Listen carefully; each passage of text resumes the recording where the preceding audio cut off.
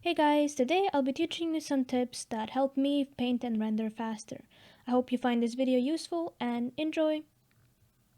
Okay, so let's start, shall we? So how can we improve this face, right? How can we improve this? So this isn't bad necessarily, but it isn't good either.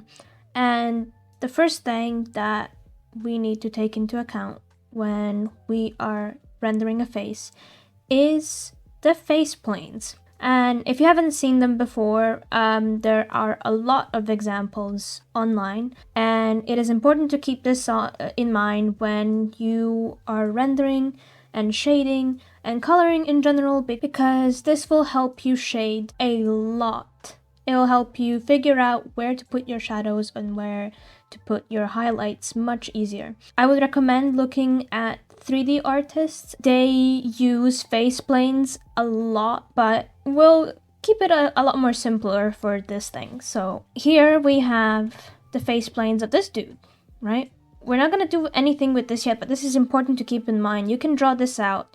Obviously, not all of these will be the same proportion for every other face. Some will be a bit softer, there'll be softer shadows, some will be more angular, and so on and so forth. It's up to you to decide how it looks on your character, right? So you can draw this out just for now. Eventually, it'll just kind of be in the back of your mind and you won't need to draw it out, but this is essentially kind of how they look like. Now that we have that, we can lower the opacity a little bit. And the thing we do is we'll pick a base color and we're just gonna color everything in. It doesn't matter if you cross the lines, it really does not. I don't like staying within the lines, it doesn't matter, you can erase it later. Just, this is much faster when you need to just get the face rendering done. Now that we've got the base color down, you're probably thinking, oh, this is probably when we shade, right? No, wrong. There is a thing called undertones, and every single person has an undertone. Some people might have a more cooler undertone, some people might have a more warm undertone, and some people kind of fall in between, which are called the neutral undertones. But also there are these places in the face where we all have like similar undertones beneath our skin. So usually where we would have a lot of blood circulation flowing through, we would have a lot of red undertones. So on our cheeks, on our nose, a little bit on our chin and in our eyes, because that's where the skin is very thin, so you can kind of see the veins. So what we do, right? You can do it on the same layer. I usually do if because I'm crazy and I do everything on one layer, but you are free to make a clipping layer above. And you'll grab like a red, right? And we'll go in those areas. Nothing too strong. It doesn't need to be too strong. Like, yeah, same on the lips, like they'd be more red than the rest of the face. This is where most people stop. Like, they just do the reds and they don't do any other color. But there are actually two more colors. There's yellows and there's blues. Sometimes people add in greens, but you know, it's up to you. Yellows, I usually like to add on the forehead. Now you can make this yellow a bit more lighter, not too light, so it doesn't like clash too much with the skin tone that you pick. And then blues, usually I try to pick the base color and then I switch to the blue on the hue wheel down here. And then I'll very lightly go on the bottom jaw, on the sides of the face, and a little bit around the eye bags. Now, I'm not really a scientist. I don't know completely understand why we have blues there, but it works and it looks good, so we won't question it. So now that you have your undertones and your face planes, we can now decide where our light source is gonna be. So for the sake of this exercise, and I want to have more pronounced shadows, let's say that I want my light source to be right here. Or, well, somewhere up sun. If it was right there, it would be very, very dramatic shadows, but yes. So we have our light source here, and we're gonna keep that in mind. We're gonna make it a little bit in front of the face. I will go back to the layer where I have my undertones and my base color. Now you can totally, again, make a new layer for this. I just prefer to have it on one because I think the colors mix better that way. and you want your colors to mix. The mistake I often see people make, or maybe not a mistake, but what slows you down is people will like very slowly go one bit by bit, and then, you know, just like go in like this, and just keep going, and then they'll color pick this, and they'll go like basically pixel by pixel. No. Listen, basically every time we painted in art class, we needed to do what's called an underpainting or a foundation. So what that means, we would quickly sketch out what we had in front of us. It was usually still life, and then we'll place the base color, the lights, and the shadows. And that was it. Then you would go into details, because if you focus on details too quickly into the process, you will have an okay result, but it'll often not look very grounded, and it'll lose its form. It won't feel very grounded into its environment. So I recommend going in with the big shadows, blocking in shadows, blocking in your lights first, and then going out in with the finer details, right? So what I do, I will color pick like the base color or somewhere within this area. I'll make it slightly more redder or cooler, I guess. And I'll make it darker. And I'll make my brush about this big, and I'll just go in like, well, not maybe like that, but I'll make it a bit darker. You know, you just go in with a very big brush, and because our light is coming from this way, right? That means that this entire thing, that this face plane that we put down, will be in shadow, right? And now we can go with everything else based off of that. So this thing right here will be in shadow. I also recommend, if you want to understand more of face planes, to also study simplifying forms. So that is when you take an object and you try to break it down into the most simpler 3D shapes, so like a box, sphere, or a pyramid. So now we know that this is also going to be mostly in shadow because the light source is coming from up. So this is gonna be in shadow, and this is gonna be in shadow. This is gonna stay in the light because we have the light source coming from here, so this will be hit by light more likely. Also, that means that technically this should be darker than this side of the face, right? Also this under area here would be darker, as well as this and this. Let's remove the face planes right now to see where we're at. This already has a way better form than this. And just so you know, this is very much a trust the process type of rendering. It won't look good at the beginning, but the more you go into it and the more times you do this, the better it'll look. Let's block in our lights first, our biggest light. This side will be the light. Okay, maybe not that light, but we'll have it around that. Yep. And that means also this side of the nose and a little bit here. We're just gonna make it a tiny bit lighter. And what will happen also, this eyelid here will also be lit up a little bit. So now, if we remove the face planes, we have a very clear, well, hold on, there we go.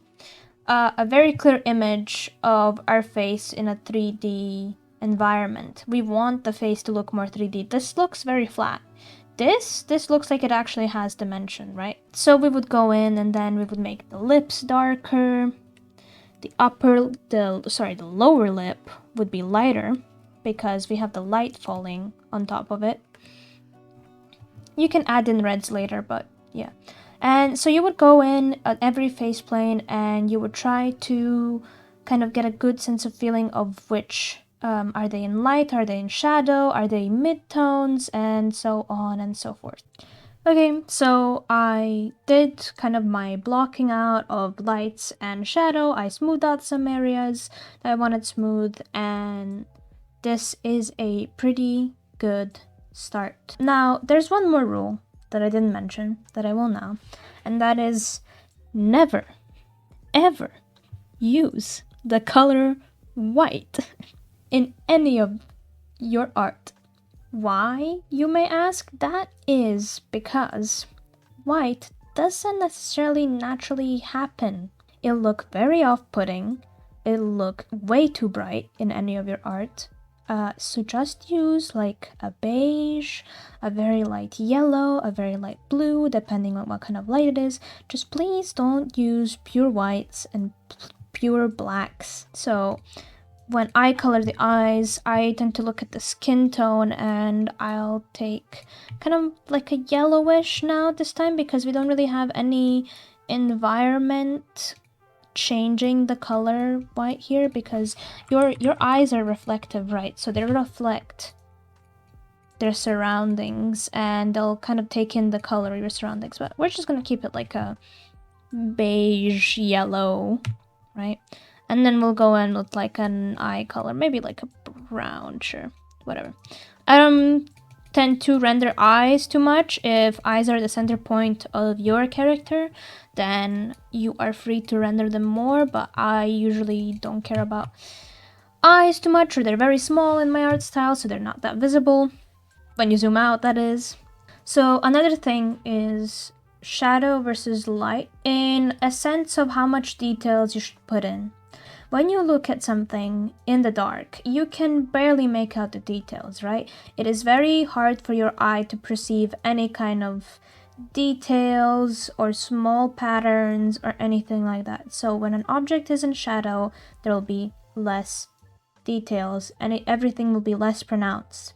But when a thing is in light or even direct light, it'll be much more clear and you'll be able to see more details.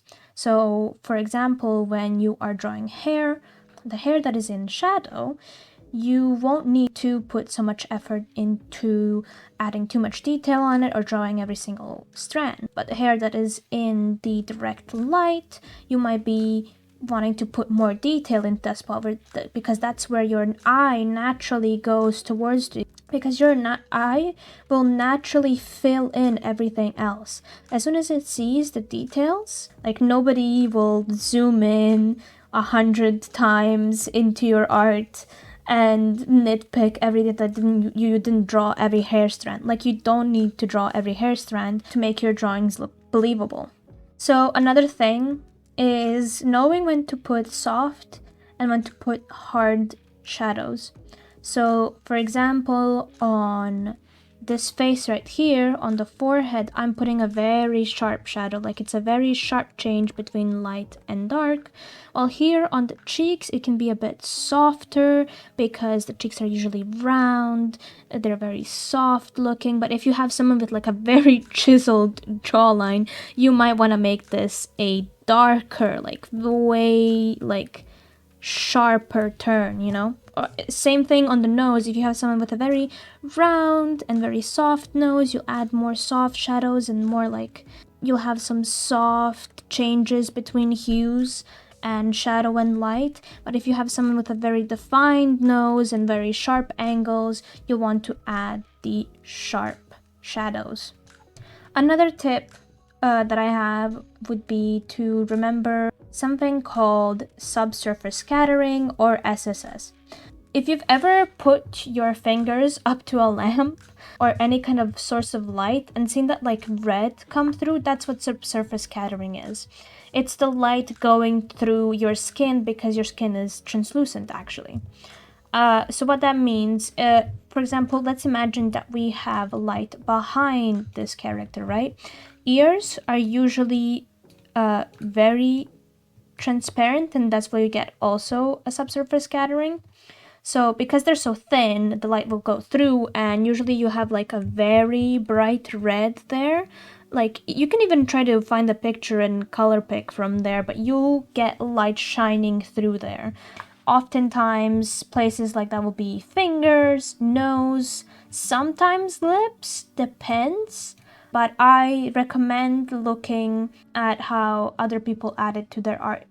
It's something I actually learned from 3D art because your models, like realistic models without subsurface scattering, kind of look lifeless. But when you add that little bit of like bright red, it looks so more realistic. Like, it will be a lot on the nose. It'll sometimes be on your neck as well, depending on what kind of skin type it is. Basically, research subsurface scattering. Another thing, let's imagine this character has a blue shirt. I know, beautiful shirt. It is the influence of local color onto your base color. So if this character has blue, your skin will reflect that blue. So you can add it into the bottom parts of the face, like literally color pick and then go in softly, especially on the nose, like this bit right here. It'll look a lot better if you add in the colors that exist in your painting and you mix them, right? So like this. So this goes same for the clothing. If you want to have it more fit in more with your face, try picking some colors from the face and putting it somewhere on the shirt. Now do this very sparingly, don't do it too much, otherwise it'll look kind of muddy or you will misplace it. But eventually you will get the hang of it and it'll look a lot more cohesive. Here you can see I kind of reddened it out a little bit. I smoothed out some things, added them some smaller details. How you add details is completely up to you. I know people have different styles and they will do the rendering process differently, but you can see the clear difference between the two. The one on the left is kind of dead looking, I'm not gonna lie. Is very one-dimensional, two-dimensional, sorry. He's not giving, you know? The second one looks much more lively. There's a lot more color. There's a lot more, like, convincing lighting. His face looks much more like it is 3D. There's just like a lot more vibrancy and it's a lot more visually interesting than the one on the left. If you guys are interested in me posting the entire rendering process, I'd be willing to do so. Let me know if you're interested in the comments. But those were most of my tips. If you have any questions or you want any clarifications, don't feel afraid to ask me in the comments, or you can go to my Instagram, they'll be linked in the description, where you can send me a message and ask me to give you advice or feedback on your art. Again, I'm no professional. I've just been doing art for a long while, and these are tips that help me improve my rendering skills. Here are some of the other portraits or art I did with the same technique, so you can kind of get the feeling of how you can do it on other skin types or other faces. And if you enjoyed this video, then, you know, consider subscribing. This is my first video and I plan on posting more tips and more educational type of content on here. I thank you for watching this long and I'll see you later.